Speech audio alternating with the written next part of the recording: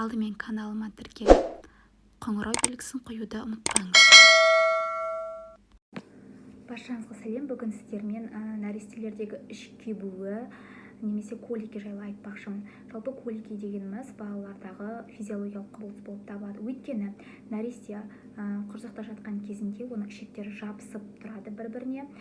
Ал шыретіп өмірге келгеннен кейін оның ішектері жұмыс жасай бастайды. Яғни тамақ түскеннен кейін, анасының сүтін ішкеннен кейін. Енді іш кебуі қандай белгілермен көрінеді?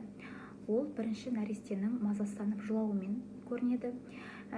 Екіншіден, уақыты 3 сағаттан кем емес, немесе одан да көп болуы мүмкін жылауы. Аптасына 3 реттен кем емес, және мәжбүрлі қалыпты сақтайды. Яғни екі аяғын ішіне қарай бүгіп, қызарып, күшеніп жылайды.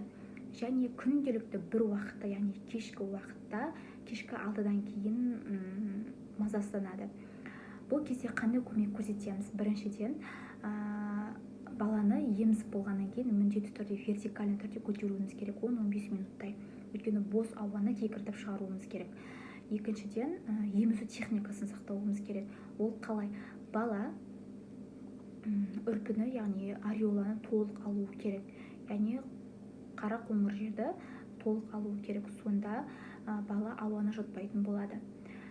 Антиколиковый поястарды қолдансаңыздар болады. Егер балаңыз смеш ішетін болса, онда антиколиковый бутылкалар бар, соларды сонымен сүт берсеңіздер болады. Одан кейін коликиға қарсы массаж жасасаңыздар болады. Мен YouTube каналымда видеосы бар, сілтемесін тастап кетемін, содан қарап жасасаңыздар болады. Дәрілік препарат. Дәрілік препараттардың ішінде укропная вода және де биокаятин препараттардың әсері дәлелденген. Сол препараттарды беріңіздер. Ал симметикон препараттары, баботик, испомизантин препараттардың әсері дәлелденбеген, олар плацебо рөлін атқарады. Және де балаңыздың ішін өзіңіздің ішіңізге тығыз жанастырып көтеріңіз. Және жылы жаялықтың да әсері жақсы әсер етеді.